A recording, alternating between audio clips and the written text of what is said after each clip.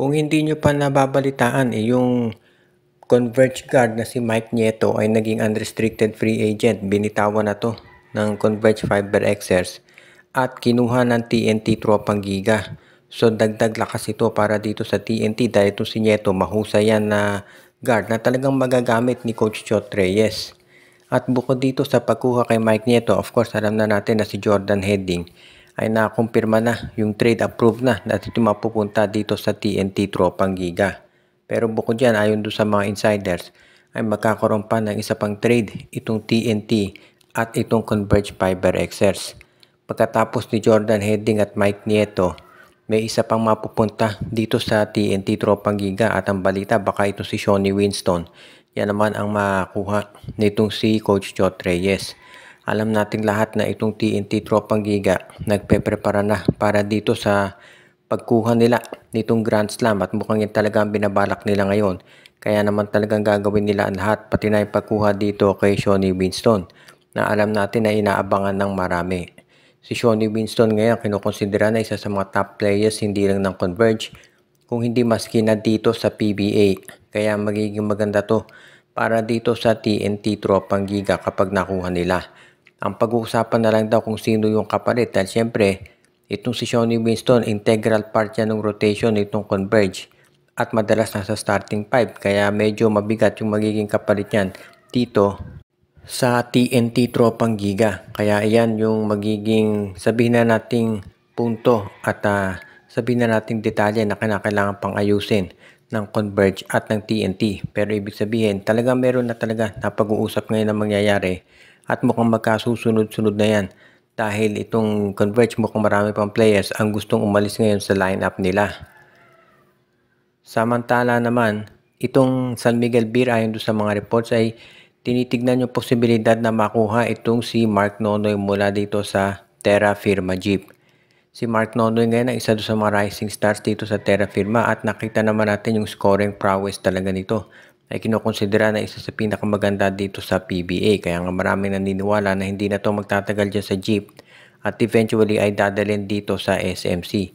Ang pinag-uusapan na lang daw ay kung aling team. Sa ngayon mukhang dito sa San Miguel daw mapupunta itong si Mark Nonoy dahil ang SMB ay naghahanap ng isa pang scoring guard na makasasama dito kay Wami Tiongson at mukhang itong si Mark Nonoy nga ang kanilang napili. Kaya abangan na lang daw ng marami yung magiging resulta ng usapan nila.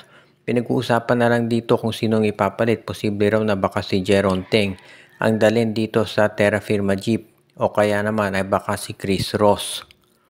Alinman sa mga nabanggit ang kukunin nitong San Miguel at ang Terra Firma naman kahit sinong ialok daw ng Beermen sigurado na tatanggapin naman nila.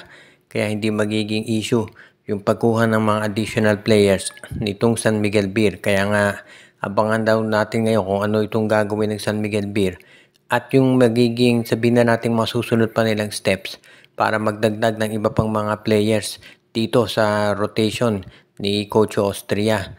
Bukod dito sa pagkuha kay Mark Nonoy, nandiyan pa rin daw yung posibilidad na baka itong San Miguel ay magdagdag ng iba pang mga players na kanilang gugustuhin na maisama dito sa kanilang sabihin na nating pagbabago do sa lineup nila dahil habang naralapit yung playoffs gusto ng SMB na maging mas competitive sila at maging mas malakas para tapatan itong si Coach Chot Reyes at si Coach Tim Cone dito sa playoffs.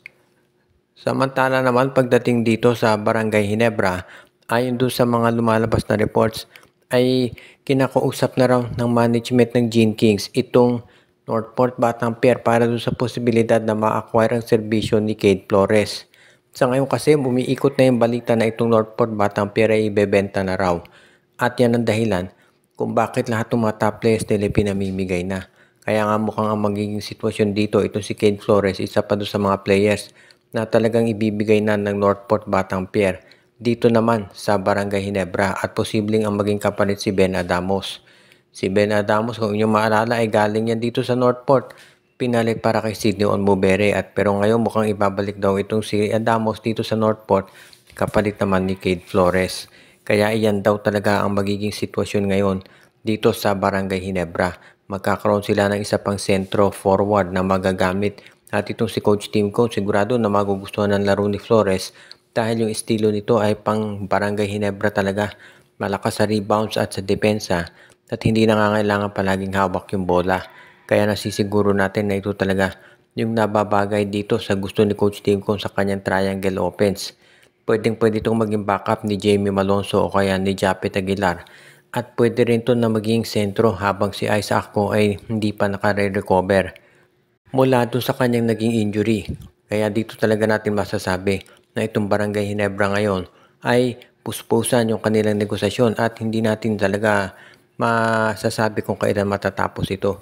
Pero sa lalo't madaling panahon, binamadali na raw ng management dahil gusto nila na bago matapos ang konferensya, makuha na nila itong si Cade Flores. Kaya nga, itong Barangay Ginebra ngayon ay sigurado na magkakaroon ng mas malalim na bench pagdating ng quarterfinal sa PBA.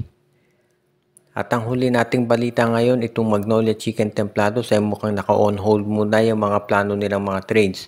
Dahil ang gusto raw nitong Magnolia Chicken Templados ay testingin muna yung kanilang lineup sa kasalukuyan. Nakita natin sa unang laro ni William Navarro, medyo nahirapan ito, naka 5 points lamang, pero kumpiyansa si Coach Chito Victorero na konting panahon lang ang kinakailangan nitong si Navarro at makapag-adjust na to dito sa role niya sa Magnolia Chicken Templados. At yan naman daw talaga ang inaabangan ng marami. Kapag nakapag-adjust na to si Navarro, sigurado magiging mas malaki ang production niyan para dito sa Hot Shots.